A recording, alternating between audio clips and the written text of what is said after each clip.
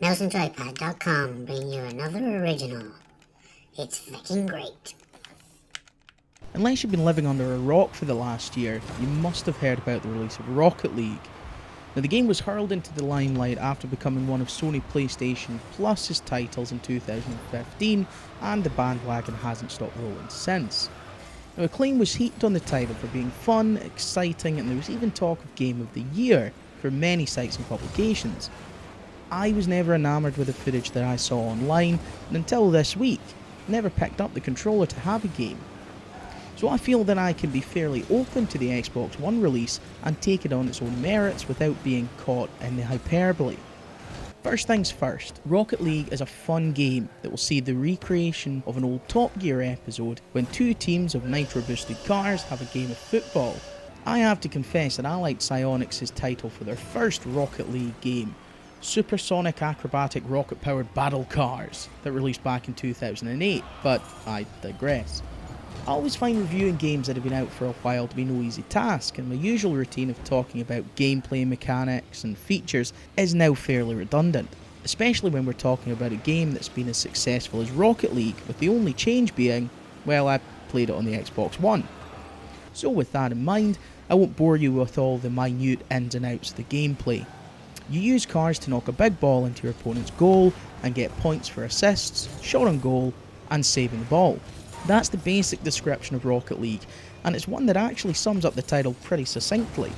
I have to admit that I had a lot of trouble with this game crashing on my Xbox One. It happened regularly enough to become just one of those things that gamers have to put up with in order to attempt to get on with the game. But other than the full crash on Rocket League, not to underplay it of course, the rest of the game is stable enough, and bar the odd lag-induced glitch when playing online, I didn't go too far down the spectrum of playability. Rocket League is fun, it's frustrating, it's chaotic, and it can be an adrenaline-filled 5 minutes of glory. At the same time, it can end up as a spoiled mess of hang time.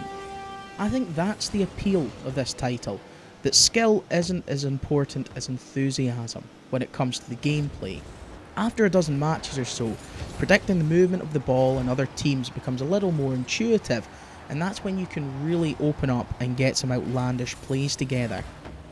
The AI is fairly terrible. When playing offline, I had people who would run the ball into their own goal for what looked to me like no reason at all, unless someone has slipped them a few quid to throw the game. This was only really a problem in Rocket League Season Mode, the only mode that forces you to play against AI. You can still have the same problem when playing online with some online modes, but as this game has clearly been designed for multiplayer-centric gameplay, it's not that surprising that the AI would be poor. But getting lumbered with a teammate who doesn't pull their weight does just as good a job at ruining not only the continuity of play, but also the overall fun factor of the game. This is always a risk you take when you play online with random people. Playing with friends, on the other hand, either online or locally, is where the heart of Rocket League truly lies. And when everything lines up, it's fantastic fun to play, but I'm not sure it's worthy of any Game of the Year accolades.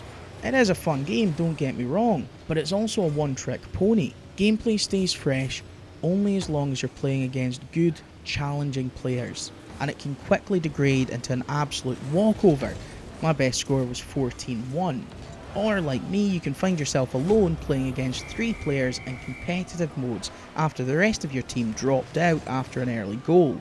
Customising your ride is a straightforward and enjoyable gimmick for the game, and considering a new customisation will be unlocked after almost every match, it means there's no shortage of options available to make your car stand out. The additions are purely visual, so it keeps all cars equal in aspects such as speed, turning, and so on. It's a fair system as it doesn't penalise rookie players, but keeps enough new content streaming through that it's worth checking out your garage every few games. I'm all for this, as unlocking faster cars, longer boosts, or more acrobatic vehicles would sully the competitive nature of the title. I have no complaints on the visual of the game, although on some stadiums it can be difficult to tell who's who due to the lighting effects. For the most part though, Rocket League is very easy on the eyes, and it has an acceptable if slightly forgettable soundtrack. Rocket League is a great time killer, make no mistake, and if you're into high octane aerial acrobatics, then this might just be the game for you. I do think that it's received a little too much praise in the past, and I feel that that was down to it being offered for free on the PlayStation Plus. I'm in no way criticising the game, but I always try to remember, if I had to pay for this game, would I? And after trying Rocket League, I would, but I would be well aware of the one-track gameplay that is the foundation of this title. Rocket League is one of those games that I will boot up when I have 10 minutes to kill.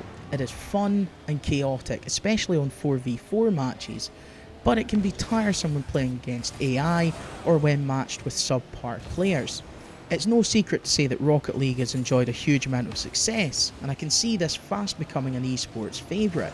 A few game crashes brought the overall enjoyment factor down, but I think it's still a fun time killer overall.